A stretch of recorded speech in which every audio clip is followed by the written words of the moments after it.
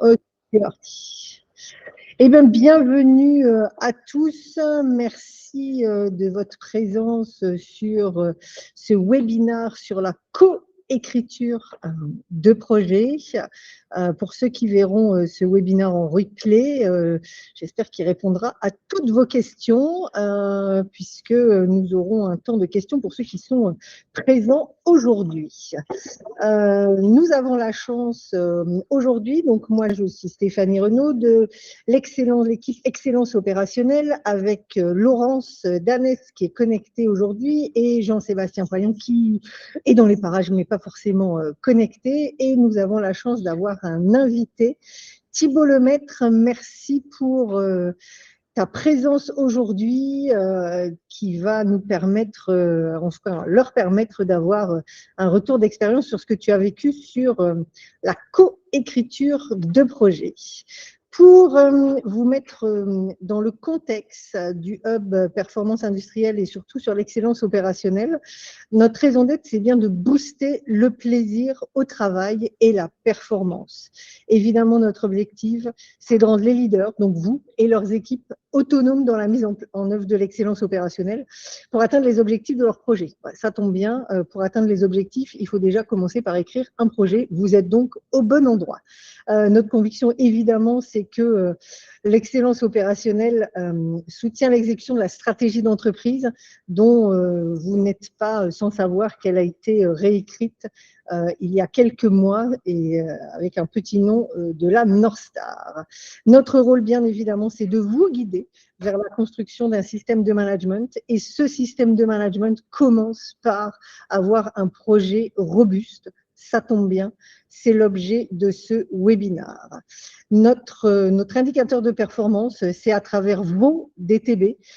Sur la ligne, je prends des décisions et je suis acteur du projet de mon équipe. Je vous propose ce webinaire en 4 temps. Un premier temps un peu théorique où je vais vous délivrer quelques messages sur les bonnes pratiques de la co-construction d'un projet structuré et engageant avec les collaborateurs. Ensuite, nous aurons la chance d'avoir le retour d'expérience de Thibault sur son écriture de projet et les différents projets auxquels il a participé. Bien évidemment, vous aurez un temps de questions et nous tenterons d'y répondre. Et pour terminer, quelques conseils et astuces et nos prochains rendez-vous sur l'excellence opérationnelle.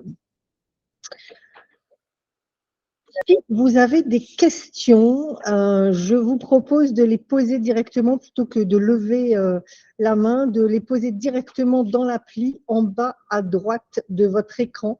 Vous avez la fonction questions avec le triangle, le cube et le rond. Si vous cliquez dessus, vous allez avoir un pop-up qui s'ouvre et vous pourrez donc cliquer sur des questions. Une deuxième fenêtre qui s'ouvre et vous pourrez poser toutes vos questions. Donc, vous pourrez trier également les questions et mettre des +1 sur les questions qui ont déjà été proposées. Et donc là, vous pourrez évidemment poser toutes vos questions si elles viennent au fil de la présentation. Comme ça, vous ne les oublierez pas et nous pourrons les trier en fin de session. Sans plus attendre, je vous propose de commencer sur la partie un peu théorique sur la co-construction d'un projet d'équipe. Évidemment, en tant que leader, avoir une vision commune et se projeter ensemble, c'est dans notre ADN. Vous savez, chez Decathlon, pour ceux qui sont là depuis longtemps et pour ceux qui viennent d'arriver, être animé sur un projet, c'est quelque chose que vous vivez dans votre quotidien. C'est évidemment la responsabilité du leader d'écrire son projet, d'animer son projet. Et c'est surtout ça qui engage l'équipe durablement. Au moment où on a des équipes qui sont parfois disséminées sur la planète, être en capacité de les aligner et de les engager autour d'un projet commun, c'est effectivement quelque chose d'essentiel. Évidemment, je vous ai parlé de la North Star. Quel que soit votre périmètre d'activité, votre cadre de responsabilité, ce que vous devez assurer, ce que vous devez garantir, c'est cet alignement stratégique et tactique avec la North Star. Tout part de là. We exist to move people through the wonders of sport. Tel est le sens de ce projet. Il ne vous aura pas échappé que dans ce projet, il y a 5 piliers. Évidemment, la somme des projets de l'entreprise doit permettre d'atteindre les objectifs de ces 5 piliers. Alors, ces 5 piliers, ils sont bien sûr découpés, enfin pas découpés, mais répartis sur les périmètres de responsabilité. Donc, chez les sports et les produits, chez New Industrial Giant en process et en production, évidemment, dans les projets pays retail. Vous avez toujours un projet chapeau dans lequel on vient définir les priorités à court et moyen terme qui permettent de contribuer au projet North Star. Vient ensuite votre contribution, votre projet, le projet du sport, le projet du process, le projet de votre équipe, le projet de votre BU, quel que soit le niveau à laquelle vous vous situez. La question que vous devez vous poser, c'est c'est quoi aujourd'hui les nouveaux business models, les nouvelles pratiques dans votre secteur, que ce soit en sport, en process, en production, et surtout, quelles sont les grandes directions que vous devez prendre, quels sont les indicateurs que vous devez suivre. Ce qui est clair, c'est que sans grande direction, sans projet, il y a de grandes chances que vous n'atteigniez pas les objectifs qui vous sont fixés, en tout cas que la North Star attend de vous. Une fois votre projet écrit, quel qu'il soit, l'objectif, c'est de vous assurer que 100% de vos collaborateurs contribuent au projet et que 100% des actions qui sont écrites contribuent au projet. Un outil simple, c'est la fiche mission, le fameux carré gagnant dont vous avez sans doute usé et largement ces dernières années. Comment chaque collaborateur dans votre périmètre de responsabilité est clair sur sa contribution active au projet que vous avez écrit et donc au projet chapeau et donc à la North Star. Une fois le missionnement écrit, évidemment vient le temps d'écrire la roadmap et de mettre en place les routines d'exécution. Qui dit routine dit surtout comment je peux assurer le suivi et l'atteinte des objectifs de mon projet. Quelle gouvernance je vais mettre en place? Quelle organisation? L'organisation, c'est toujours une conséquence du projet. Sur la gauche, vous verrez qu'il y a cette pyramide. Le sens de cette pyramide, c'est que plus vous êtes bas dans la pyramide, plus votre contribution est élevée. C'est-à-dire que dans le bas de la pyramide, vous contribuez pour peut-être 100% de vos actions. Sur le projet, peut-être que vous contribuez, le projet du sport, vous contribuez à 60%. Peut-être que sur le projet de la North Star, vous allez contribuer à 30%. Mais ce n'est pas grave. L'important, c'est que 100% des collaborateurs permettent d'atteindre 100% des objectifs de la North Star. C'est ça l'alignement stratégique.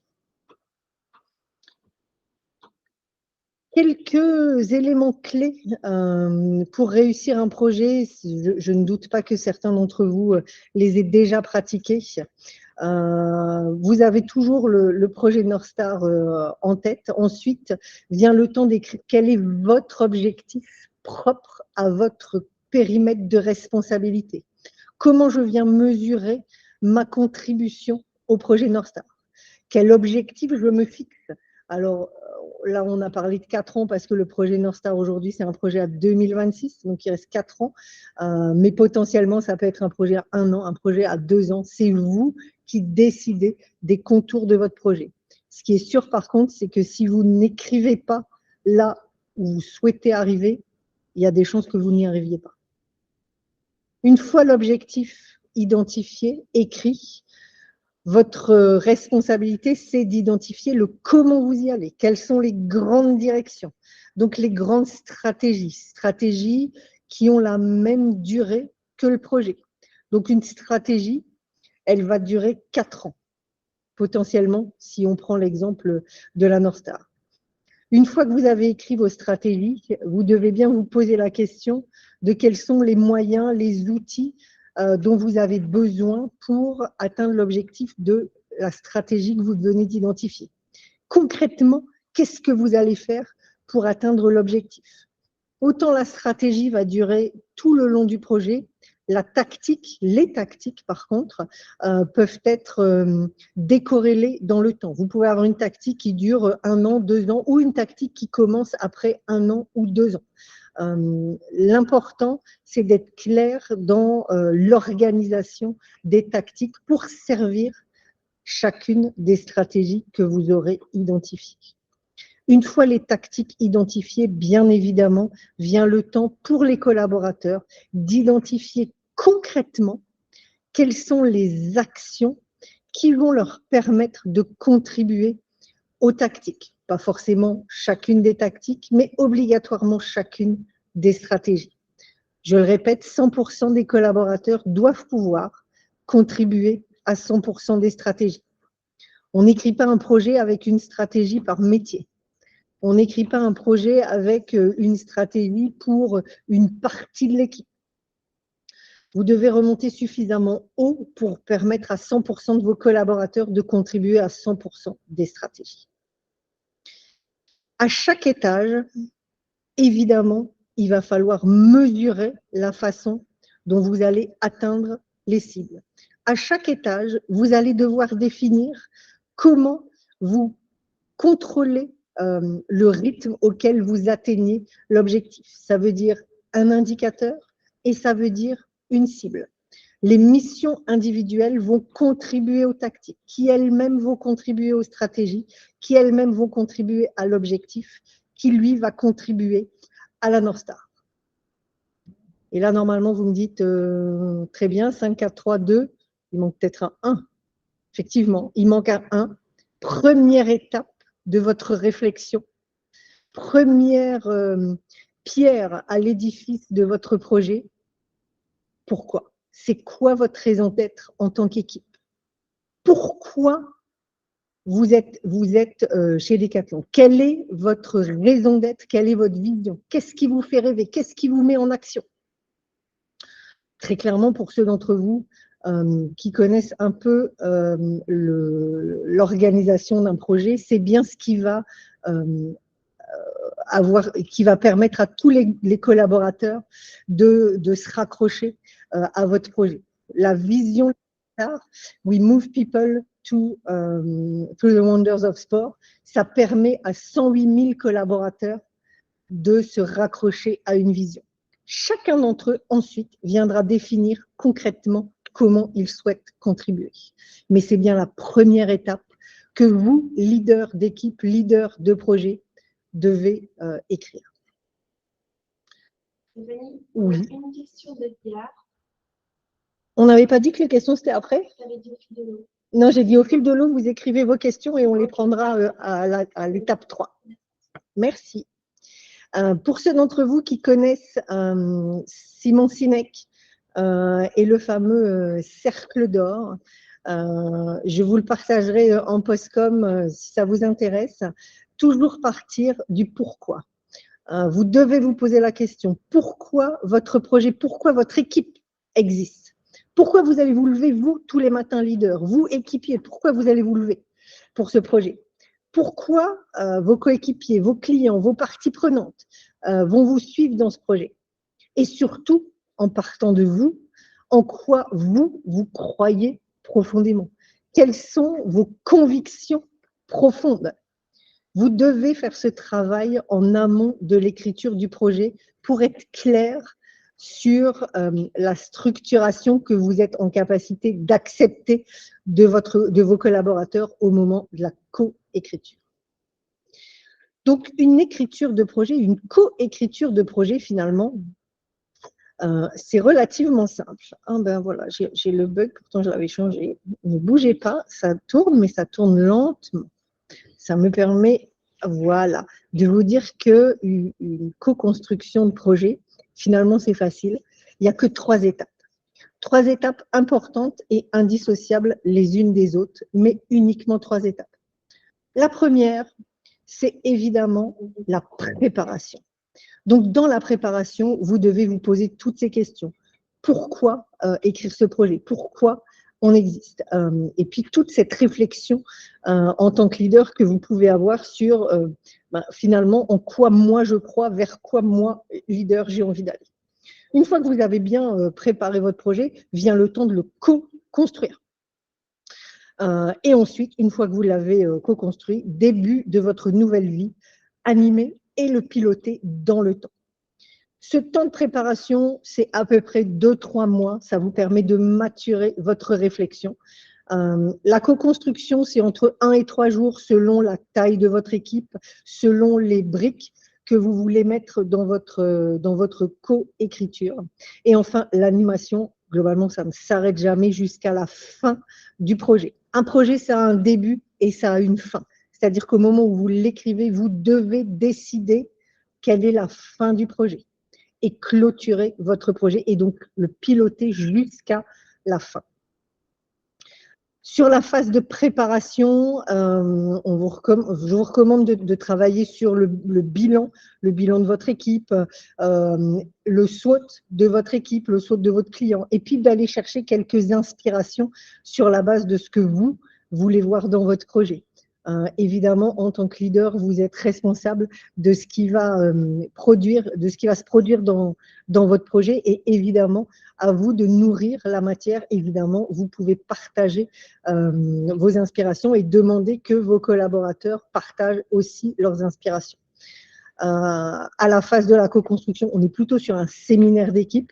Donc après, à vous de décider si vous embarquez 100% des collaborateurs en même temps ou si vous le faites en plusieurs phases. D'abord une core team, puis une descente dans les différentes équipes. À vous de voir comment vous souhaitez vous organiser. Et enfin, au niveau de l'animation et du pilotage, je vous en ai parlé, l'écriture des missions individuelles, extrêmement important pour permettre à 100% des collaborateurs de contribuer concrètement au projet et la mise en place des routines d'animation. Vous pouvez, si vous le souhaitez, vous faire accompagner dans cette démarche d'écriture de projet. On appelle ça de la facilitation. Donc, vous pouvez faire appel à un facilitateur. Il y a une communauté de facilitateurs, il y a une banque de facilitateurs qui se réserve et donc qui peut vous accompagner. Donc, soit dans la phase de préparation, donc vous allez avoir 1, 2, 3 rendez-vous en fonction de ce que vous souhaitez construire en amont, et puis 1 ou 2 rendez-vous en aval, si vous le souhaitez, sur l'écriture des missions et la mise en place des routines d'animation. Tout ça, c'est possible, c'est en fonction de ce que vous souhaitez en termes d'accompagnement et en termes d'autonomie que vous pensez avoir sur l'écriture de projet. Évidemment, tout ça, derrière, ça doit être intégré dans votre schéma du manager. Donc, à chaque entretien individuel, on parle du projet. À chaque bilan lancement PMA, on parle du projet. Dans chaque réunion collective, on parle du projet, que ce soit stratégie, tactique ou mission. Quelques rappels pour vous leaders sur la prise de décision. Ce qui est clair, c'est que si vous êtes plutôt dans un mode directif, vous n'avez pas besoin de facilitateur. Et du coup, vous allez pouvoir en toute autonomie vous dire, ben, moi je décide, mon projet ça va être ça. Tiens, toi collaborateur, je te propose de participer à ce projet. En mode participatif, on va être plutôt dans je propose quelque chose, je me fais challenger, je recueille les feedbacks des collaborateurs, on décide collectivement. S'il y a un point de blocage, moi, leader, je prends la décision. Donc, on décide, mais on est plus dans l'écoute. Sur le mode collaboratif, tous ensemble, chacun a le même niveau d'influence et le même poids dans l'écriture et on atteint un consensus. On est vraiment dans la co-décision, on décide tous ensemble. Évidemment, vous l'aurez compris, si vous décidez seul, vous devez partager le sens avec votre équipe. Sinon, ça ne marchera pas, vous n'embarquerez pas vos collaborateurs. Évidemment, le mode directif, c'est extrêmement rapide. Le mode collaboratif, ça prend un peu plus de temps. Par contre, en termes d'engagement des collaborateurs, vous atteignez un bien meilleur niveau. Donc, à vous de décider ce que vous voulez vivre et ce que vous voulez faire vivre à votre équipe. En tout cas, tout est possible. L'objectif, c'est de garantir votre alignement et la façon dont vous contribuez concrètement à la North Star. Un autre point important, avant de donner la parole à Thibaut, sur le projet, vous avez vu qu'à chaque strate, vous devez identifier comment mesurer l'atteinte des objectifs. Donc, l'atteinte des objectifs de la tactique, l'atteinte des objectifs de la stratégie et enfin, l'atteinte de l'objectif global de votre projet. Très facile finalement. La question, c'est d'où vous partez et où vous voulez arriver. Une fois que vous l'avez clairement défini, l'animation, c'est plutôt facile. Vous avez des indicateurs qui vous permettent de savoir à quelle vitesse vous allez. Vous avez des indicateurs qui vous permettent de savoir où vous en êtes. Et vous avez des indicateurs qui vous permettent de piloter plus finement. Est-ce que vous avez les bonnes ressources? Est-ce que vous avez des vents qui vous poussent? Est-ce que vous avez des vents contraires? Et de pouvoir réagir. Un indicateur, ça doit vous pousser à l'action. Si la cible est atteinte dans 100% des cas, c'est que la cible n'est pas suffisamment ambitieuse. Si vous n'arrivez pas à mesurer l'indicateur, c'est que ce n'est pas le bon indicateur. Donc, quand vous allez définir vos objectifs, vos stratégies, vos tactiques, vous devez vous poser la question, est-ce que cet indicateur va me pousser à l'action? Et surtout, quel type d'indicateur et quelle fréquence de revue des indicateurs je dois mettre en place pour m'assurer que à chaque étape, mensuellement, trimestriellement, annuellement, je suis sur la bonne trajectoire, sur le bon rythme pour m'assurer d'atteindre l'objectif que je me suis fixé à 4 ans. Voilà les messages que je voulais vous passer. Thibaut, merci d'être avec nous aujourd'hui pour nous partager ton expérience sur la coécriture de projet. Thibaut, qui es-tu? Bonjour à tous, déjà. Donc, Thibaut Lemaître, je voulais me présenter. Donc, je suis ingénieur à la base ICAM. Donc, j'ai travaillé plutôt sur la partie mécanique, méthode et puis automatisme. Et ensuite, j'ai travaillé pendant 10 ans, donc pas chez Decathlon, dans des différentes entreprises, donc que vous connaissez peut-être, Valeo, Areva, Eurotunnel, donc ferroviaire, nucléaire et puis automobile, sur des métiers de méthode process engineer. Donc des entreprises qui sont très axées sur l'amélioration continue, l'excellence opérationnelle, extrêmement processées. Vous doutez bien que sur la partie nucléaire, on est obligé d'avoir des règles de structure qui sont très poussées. Ensuite, je suis arrivé chez Decathlon, donc il y a 8 ans.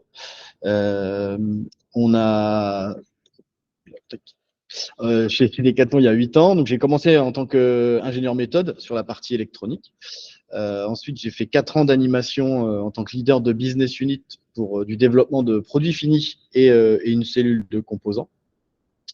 Et puis, depuis à peu près 1 an, je suis leader de la partie process de l'électronique. Donc, moi, qu'est-ce qui m'a amené aujourd'hui à écrire mon projet? Alors déjà, j'ai une expérience chez Decathlon dans l'écriture de projet. J'ai participé à 5 écritures de projet à peu près avec différents rôles. Le premier rôle qui était plutôt un rôle de collaborateur. Donc, j'ai participé à l'écriture du projet de l'équipe à laquelle j'appartenais. Ensuite, j'ai fait aussi une écriture j'ai fait des écritures de projet en tant qu'invité, c'est-à-dire que je n'étais pas dans l'équipe qui écrivait son projet, mais j'étais invité parce que j'avais justement des interactions fortes avec l'équipe. Et puis, j'ai fait une dernière écriture de projet qui était le partenariat interprocess. Donc, c'est-à-dire, on était différents process à travailler fortement ensemble. Et donc, pour être bien alignés sur nos objectifs, on a décidé d'écrire ensemble un projet structuré avec une façon de le mesurer. Et donc, on a coécrit ce projet. Et la dernière étape, c'était, en tant que leader, j'ai écrit l'année dernière donc le projet avec mon équipe. Donc, pour vous partager à peu près combien de temps ça m'a pris, Clairement, oui, ça m'a pris, donc la première étape, elle m'a pris à peu près 4 à 6 mois entre toutes les réflexions que j'ai pu avoir sur la préparation du projet, donc ce dont on parlait tout à l'heure, le SWOT, faire un peu le bilan de là où on en était, un peu les objectifs, se réinspirer de la vision d'entreprise, du cadre du projet dans lequel j'évoluais, dans l'équipe dans laquelle j'étais. Ça m'a pris environ 30 heures sur 4-5 mois parce que c'est quand même des moments où on a besoin de se poser pour pouvoir avancer. Je ne l'ai pas fait tout seul, j'ai été accompagné par un facilitateur. Ça m'a grandement aidé. Ça permet de poser les bonnes questions et vraiment d'être assez précis sur là où on veut, ce qu'on veut faire. Et puis, très important aussi, l'input du réseau. Donc, moi, en tant que process, je travaille beaucoup avec des DPP en Chine ou dans d'autres pays. Et j'ai pas mal de partenaires aussi, en interne et en externe. Et c'était intéressant aussi d'avoir leurs inputs pour pouvoir écrire le projet. La deuxième étape, c'est l'écriture du projet. Donc, c'est très court. Donc, moi, je l'ai fait en 2 jours plus une journée, donc 3 jours en tout. On est parti 2 jours au vert avec toute l'équipe pour écrire le projet, avec des invités également on va dire du réseau proche, des partenaires internes qui sont vraiment très proches de nous. Et on a fait une 3e journée pour finaliser justement la partie projet, KPI, on va dire sur la partie un peu plus opérationnelle, avant de travailler sur les missions. La dernière étape, donc c'est l'animation du projet. Donc très important, nommer les leaders. Donc, tout à l'heure, on a parlé de stratégie, on a parlé de tactique. Il faut nommer les leaders pour que ça puisse être animé. Faire redescendre les actions dans les missions de chacun, pardon. Alors, on est tous concernés, mais pas partout. Donc, c'est important de voir dans l'équipe qui va être ressource, à quel endroit, et de bien vérifier que tout le monde participe aux différentes stratégies. Planifier le travail opérationnel, donc toutes les actions, et aussi s'assurer qu'on a défini des temps de travail individuels et collectifs pour chacun. Donc dans les missions, chacun a un pourcentage de temps dans mon équipe qui est dédié justement à leur mission et leurs actions par rapport au projet. Le reporting, c'est très important dans l'animation justement pour donner de la dynamique au projet et que ce soit bien suivi. Donc il y a des routines monthly, donc tous les mois on a certains pavés qu'on revoit, trimestriels plutôt pour la partie stratégique et biannuels pour l'ensemble du projet. Donc PMA, bilan de lancement. Et donc c'est important pour moi pour partager l'avancée à tout le monde et que tout le monde soit au même niveau d'information, même s'il ne participe pas à toutes les actions du projet. Et ensuite, mesurer l'efficience du mode de fonctionnement.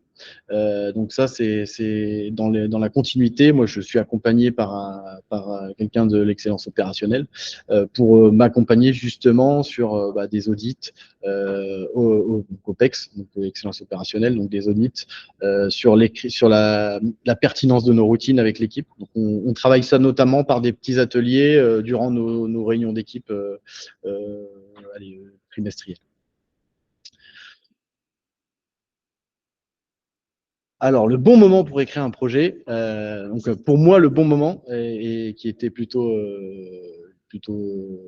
top, déjà, j'ai mis à peu près 6 mois après avoir commencé à travailler avec l'équipe. Ce que je trouve important, c'est de connaître un minimum l'équipe, son fonctionnement, pour pouvoir écrire un projet et être efficient dans l'écriture du projet. Je faisais le parallèle la fois dernière quand j'expliquais ça avec la formation valeurs et volonté. Pour ceux qui l'ont faite, on dit toujours que c'est bien d'avoir fait un petit tour de compteur dans l'entreprise pour connaître bien le fonctionnement de l'entreprise avant de faire cette formation-là pour que ce soit le plus pertinent possible. Je trouve que pour l'écriture de projet, c'est un peu la même chose. Si moi j'étais arrivé dans l'équipe et directement j'avais écrit le projet comme ça, je pense que j'aurais perdu un peu de puissance dans l'écriture du projet. Le bon moment aussi, c'est quand on a cadré le besoin. Alors ça, c'est très très très important. Savoir ce qu'on veut faire. Écrire la vision, écrire le sens, écrire juste des objectifs avec les KPI et la structuration stratégie tactique, parce que ça prend pas du tout le même temps. Si on doit écrire une vision, il y a des choses à préparer qui sont différentes, le temps de préparation est différent, les réflexions sont différentes. Pour moi, par exemple, on a travaillé sur le sens et les objectifs avec la structure. On n'a pas travaillé la vision. Pourquoi? Parce qu'on avait déjà écrit une vision dans l'entité à laquelle j'appartiens et que c'était pas forcément le bon moment pour retravailler ça. J'ai préféré écrire un projet sur 3 ans, plus opérationnel, et puis peut-être que dans 3 ans, on réécrira une vision si besoin. Donc ça, cadrer ces points-là, c'est très important. Et alors après, j'avais dit ça parce que justement, parfois, il y a pas mal de mouvements. Ne pas lancer l'écriture d'un projet si on sait qu'il peut être remis en cause à très court terme. Enfin, ça paraît logique, mais lancer l'écriture d'un projet, puis 3 mois après, restructuration totale, changement d'équipe, etc. Ça, pour la motivation, c'est un peu plus compliqué. Super Thibaut, merci. Et du coup, ça a produit quoi, cette écriture de projet?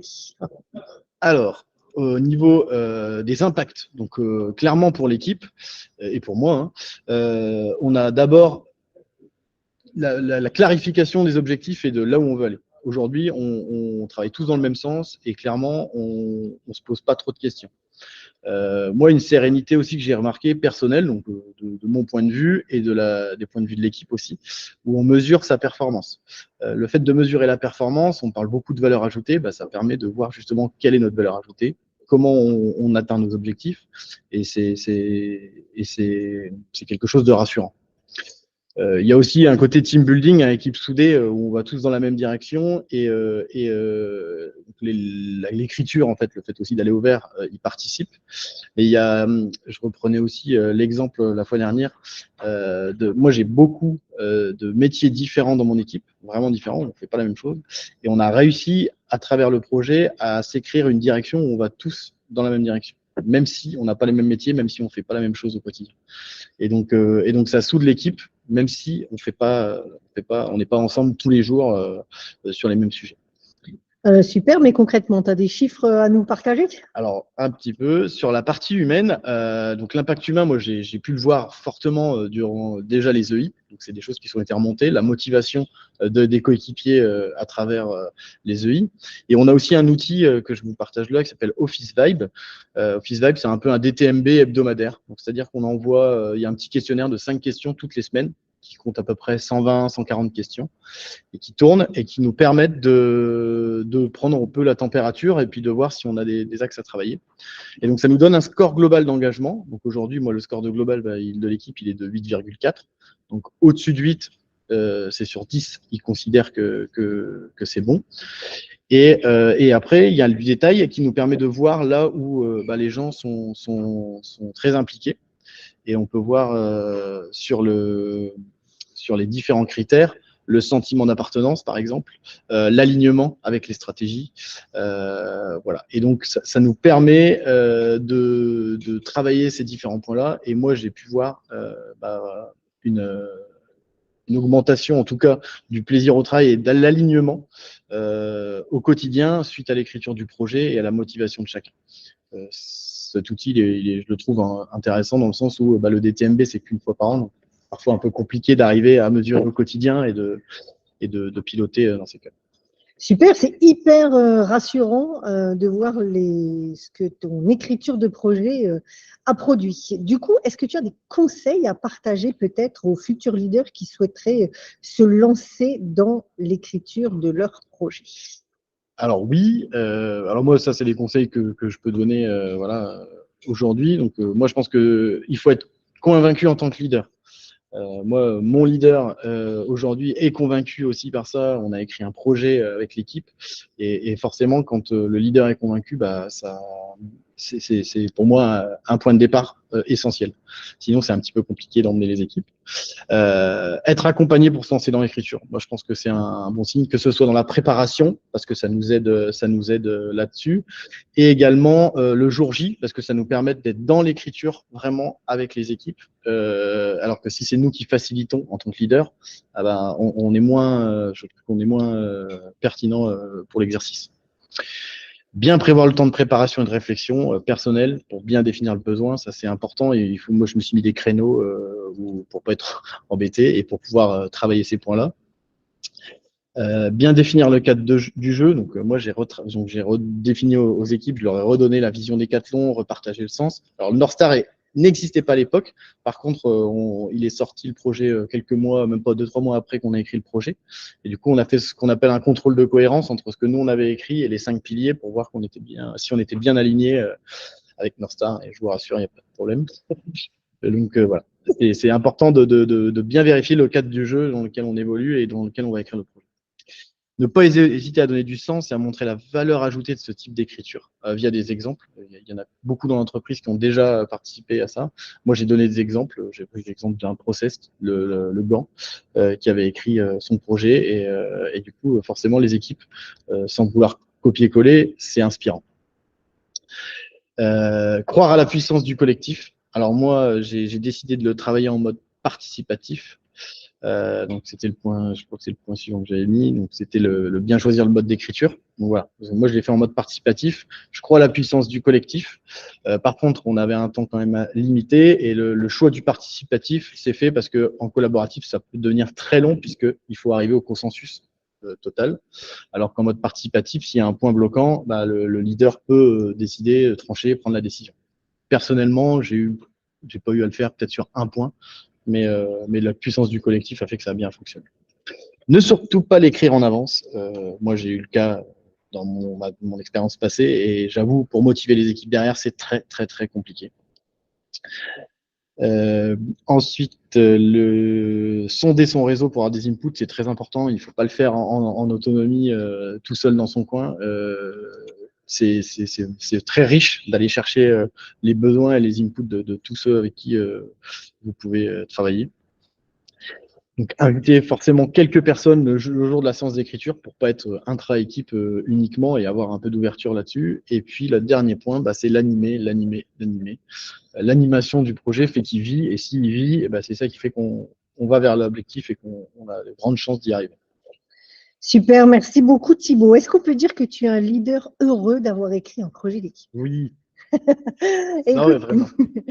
Merci pour tous ces conseils que tu as livrés. J'espère que vous avez pris des notes. Vient maintenant le temps tant attendu des questions et j'espère des réponses. Je sais qu'elles sont extrêmement nombreuses. Du coup, je vais demander l'aide de Laurence. Est-ce que tu as pu trier les questions? Dis-moi tout.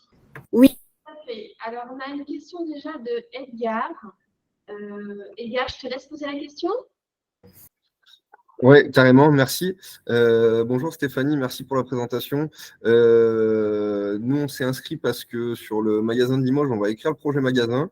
Et du coup, c'est vrai que dans la tactique France de cette année, la présentation s'était achevée par Bastien qui disait qu'on allait coécrire le projet France sur les années à venir.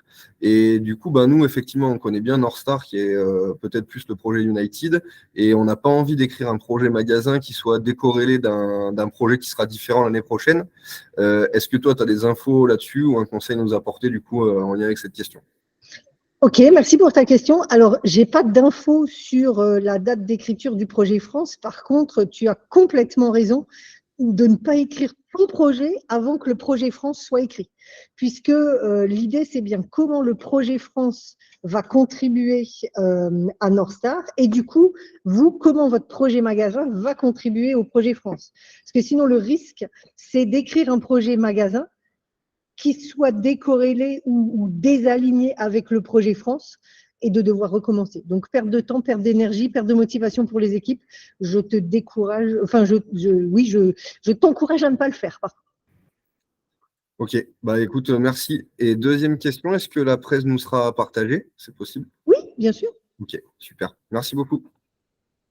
Alors, Hugo, deuxième question concernant la raison d'être. Est-ce que tu peux nous en dire un peu plus? Qui est-ce qui en dit un peu plus? Moi, je dois en dire un peu plus ou Hugo doit en dire un peu plus?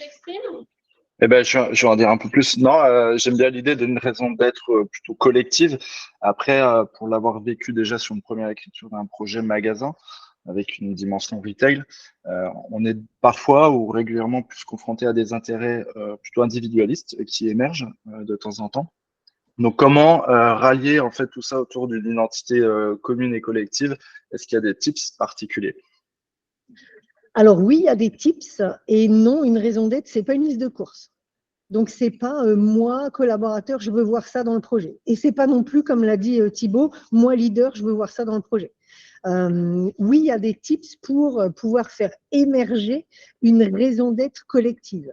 C'est de la facilitation. Donc, il y a des modèles de facilitation qui existent. Qui sont disponibles sur notre site, mais il faut être extrêmement vigilant. Et ce que disait Thibaut sur la difficulté d'être vu, j'ai parti quand en tant que leader, on facilite son écriture, un regard neutre d'un facilitateur permet de ne pas faire une liste de courses. Du coup, je t'encourage, si vous voulez écrire ça, à plutôt te faire aider par un facilitateur. Alors, justement, en parlant de facilitateur, on a 2 questions en lien avec ce sujet-là. Donc, une question de Joanne. Où est-ce qu'on peut trouver la liste des facilitateurs? Très bien. Alors, la liste des facilitateurs, elle est dispo. Il y a un drive qui s'appelle Happy Facilitateur. Il y a même un site web que je pourrais vous partager en postcom. Absolument. Et je vois une deuxième question, est-ce que les facilitateurs sont des personnes internes à l'entreprise? Alors, il y a les deux. Il y a des facilitateurs internes.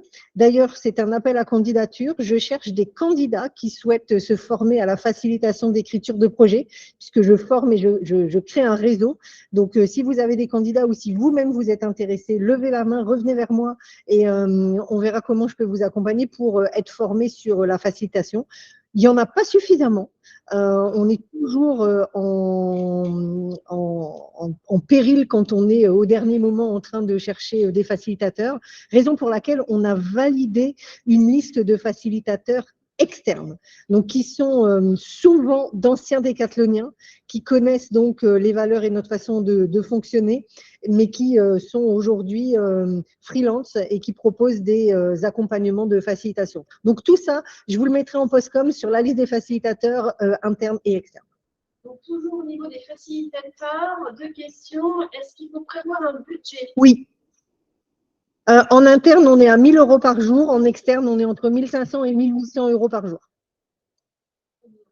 On a une question également de Guillaume, mais qui est plutôt à destination de Thibaut. Donc Guillaume, je te laisse la poser. Tu sondes une fois par semaine tes collaborateurs avec Office Bags. Est-ce que vous avez le temps d'une semaine sur l'autre d'ajuster si gros dérapage dans les KPI humains?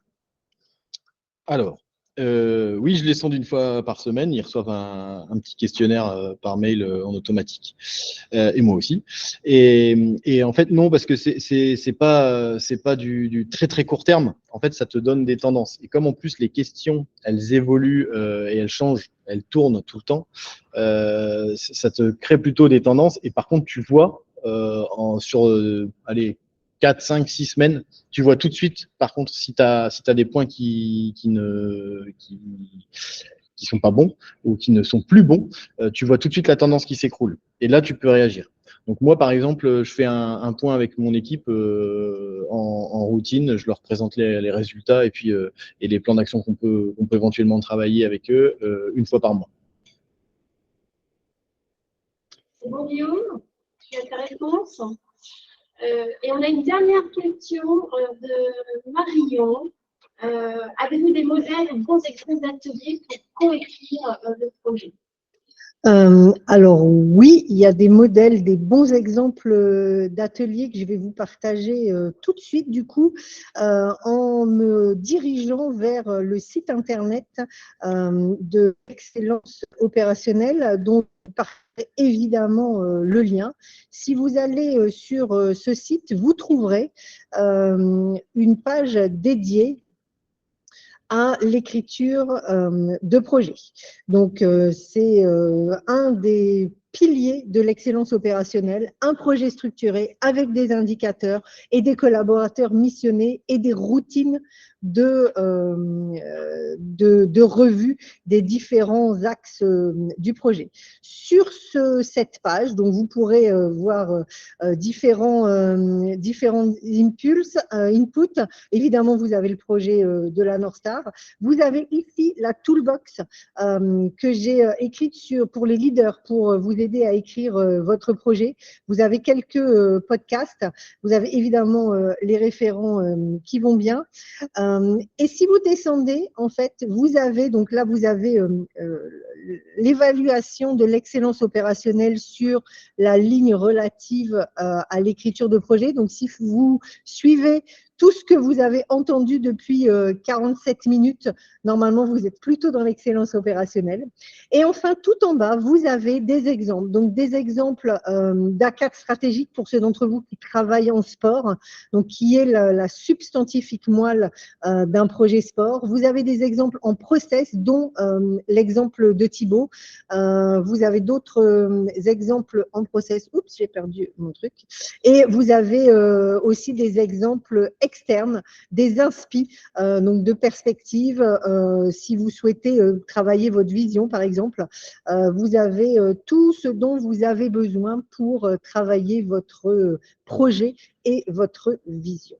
Et on a remarqué qu'il y avait également une question d'Astrid concernant la préparation d'écriture de projet.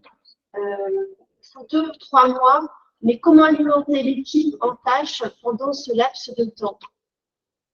Alors, encore une fois, un projet, ça a un début et ça a une fin. À partir du moment où la fin arrive, en général 6 mois avant la fin programmée du premier projet, on commence à travailler le nouveau projet. Donc, les collaborateurs continuent à travailler sur l'ancien projet. Ils ne sont pas désœuvrés. Je doute que dans vos équipes, vous ayez des collaborateurs désœuvrés. Je dirais que c'est même plutôt le contraire. Donc, il y a évidemment ce chevauchement de je clôture l'ancien projet et j'écris le nouveau. Mais le fait d'alimenter en tâches, en fait, c'est eux qui s'auto-alimentent, puisque les tâches et 100% des actions du projet, enfin 100% des collaborateurs contribuent au projet. Donc 100% des actions doivent contribuer au projet. Donc sauf à dire que vous ayez clôturé et atteint 100% des actions et de votre objectif avant la fin programmée du projet, auquel cas il faut que vous prévoyiez l'écriture du nouveau avant la fin programmée. Sinon, vous devez normalement être en fin d'atteinte des objectifs du précédent projet en même temps que vous êtes dans la réécriture. Ok, je te remercie, je comprends mieux parce que en fait, moi, je suis arrivée sur un projet qui se créait et l'équipe était déjà là. Et donc, du coup, c'était compliqué de commencer un nouveau projet et ils me disaient, oui, mais nous, qu'est-ce qu'on fait les devs, par exemple? Et donc, oui, mais dans le cas de figure que tu cibles, il y a déjà un projet qui roule et on en démarre un autre. Donc, je comprends mieux. Je te remercie. Je t'en prie. Est-ce que nous avons d'autres questions?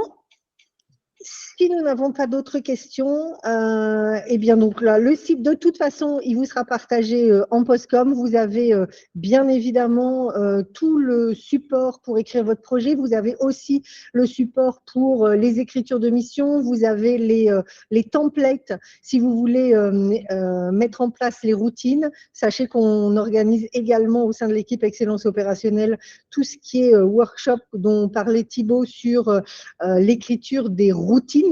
Donc, si vous souhaitez former vos équipes à l'écriture des routines efficientes et auto-améliorantes, vous pouvez nous contacter. On a évidemment des relais dans différents process dont j'espère que vous avez connaissance. Quelques boîtes à outils, donc je vous l'ai mentionné, vous trouverez tout sur le site. N'hésitez pas à aller visiter.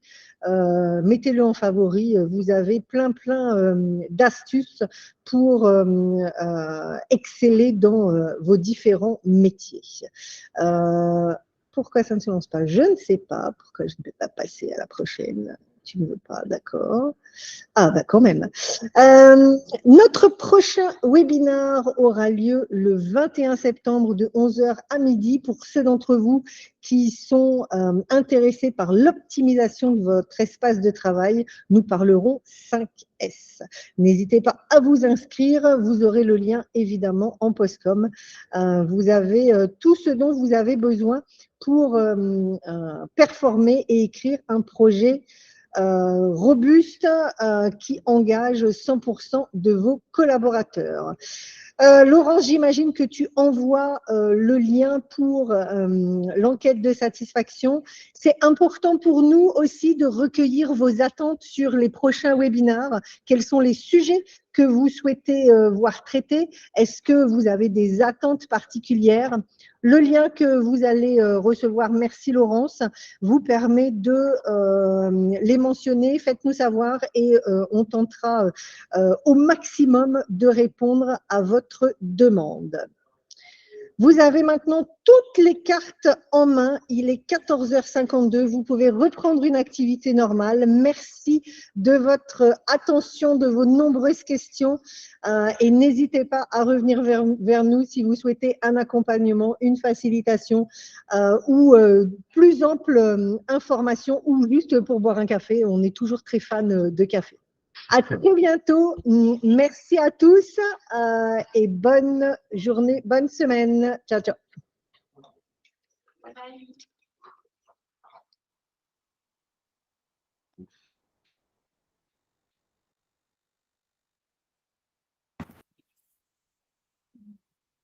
Merci Steph, c'était super. Merci, avec plaisir. C'était cool et c'était bien que Thibaut pour illustrer, ça donnait vraiment du concret quoi. Oh, salut les filles, Delphine, Johanna, Laura, c'est cool. Je ne vous vois jamais. Je ne vous vois jamais, il faut que je fasse un webinaire. J'ai adoré. Ça va Delphine? Ça va Johanna? Putain, on va se prendre un petit café virtuel. Si Par contre, il faut arrêter l'enregistrement, l'eau. Ah bah oui.